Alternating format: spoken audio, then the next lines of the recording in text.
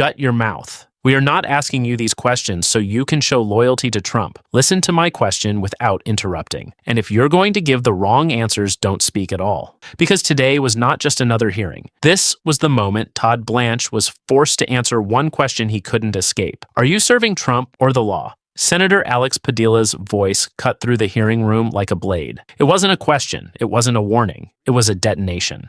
And every person in that chamber, staffers, reporters, cameras, and the man sitting frozen at the witness table, felt the shockwave in real time. The man across from him was Todd Blanche, the newly confirmed Deputy Attorney General of the United States, the man who had spent years as Donald Trump's personal criminal defense attorney, the man who had just sworn, under oath, in front of the Senate, that he would always follow the law, full stop. But what Blanche didn't know was that Padilla wasn't walking into that room with just questions. He was walking in with a chain of contradictions, and one question that would put Blanche in the most uncomfortable position of his career. This wasn't just a hearing, it was a reckoning, and it had started 24 hours earlier in a moment that almost no one outside Washington noticed, until it was too late. The night before the confirmation hearing, Padilla's senior counsel had placed a single document on his desk. It was a legal timeline. Dates, statutes, presidential actions. Clean, clinical, devastating. The Inspector General Independence Act, a bipartisan law championed by senators from both parties,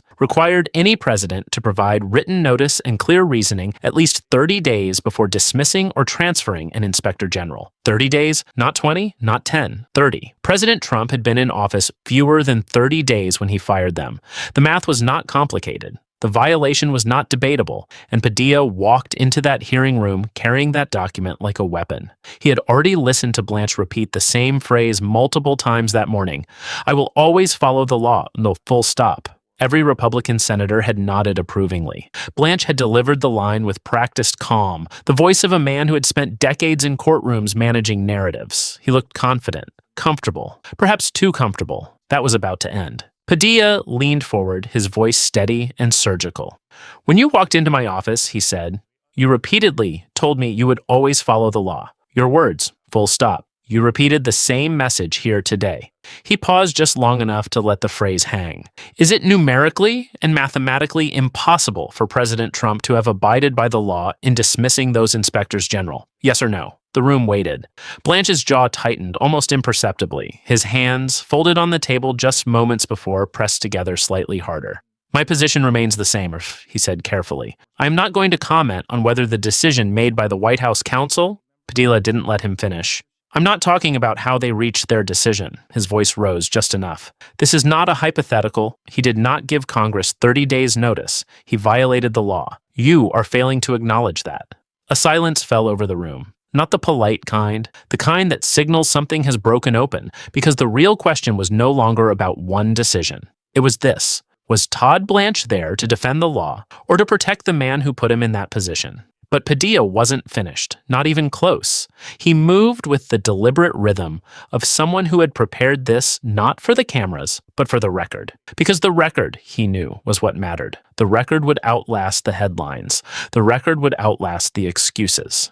Mr. Blanche, he continued, his voice dropping lower now, which somehow made it more dangerous. I'm talking about the President of the United States violating the law. Is there something you'd like to say about that? Because need be. You spent years as his personal criminal defense attorney, $10 million in legal fees. That relationship doesn't disappear when you put on a new title. A new government position does not erase old loyalties.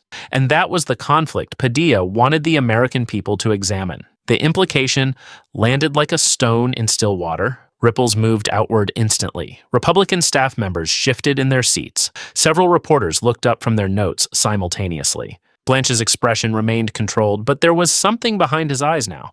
A calculation, a search for the exit. I don't think there are cascading conflicts of interest in this administration, he said finally. Padilla almost smiled. You don't think so? He let that hang for exactly 3 seconds before pivoting, because Padilla had more. Far more.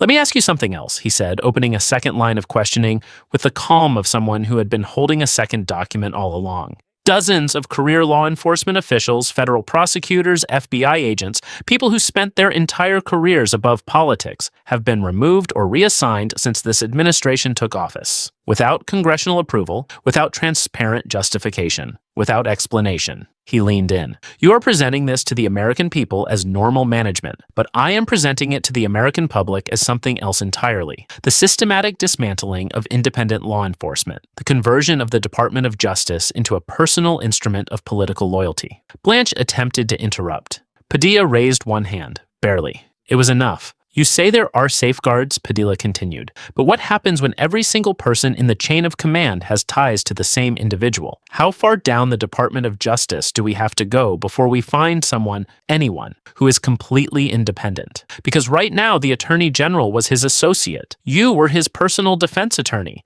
and the person below you served in a capacity connected to the same orbit. His voice didn't waver. At what point does that stop being coincidence and start being architecture? No response came immediately. Blanche blinked. Once, twice. The room was holding its breath. But here is what no one in the press gallery had anticipated. Padilla was about to go somewhere even more uncomfortable, something the prepared talking points couldn't cover. Mr. Blanche, reports have emerged suggesting that this administration, through channels within the Department of Justice, may have taken steps to shield certain individuals from standard IRS audit procedures, individuals connected directly to the president and his family. He paused.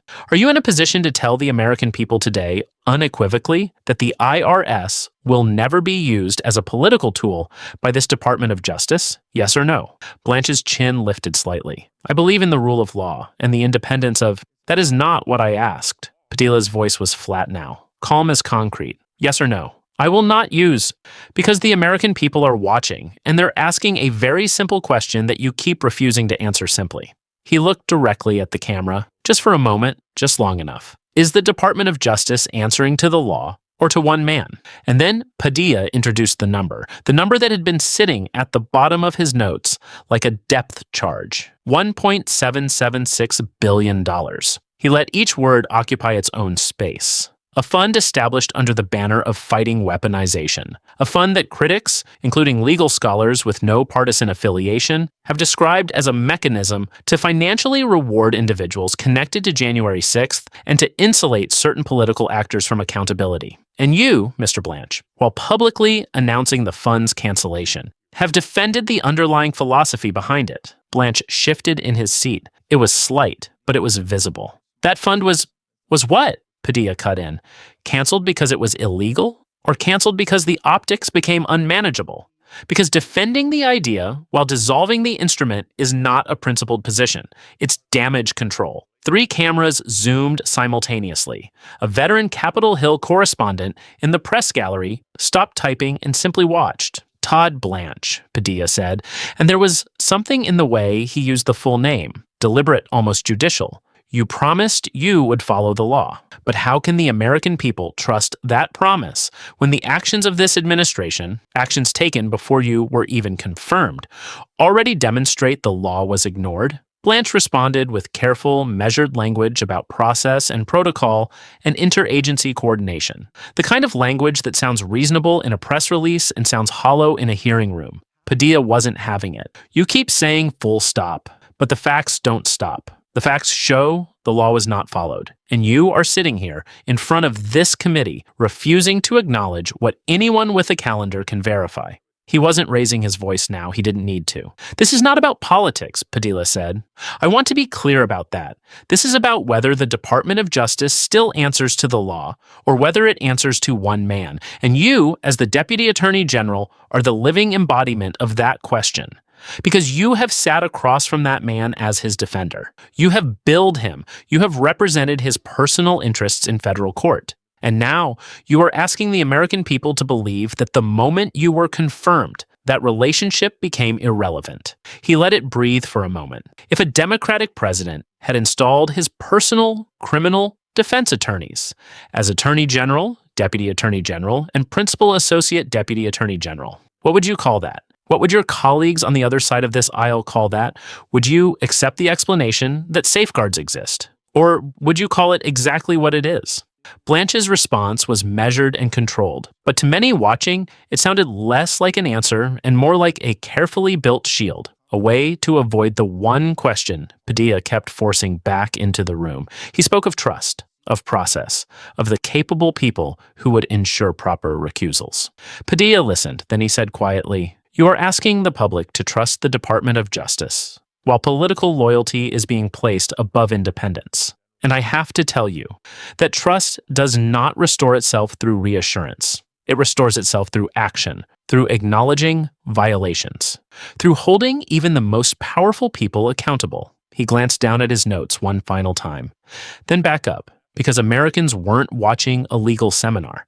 They were watching a test of independence. The DOJ's job is not to defend a president. Its job is to defend the law. A pause that felt permanent. Have you forgotten that?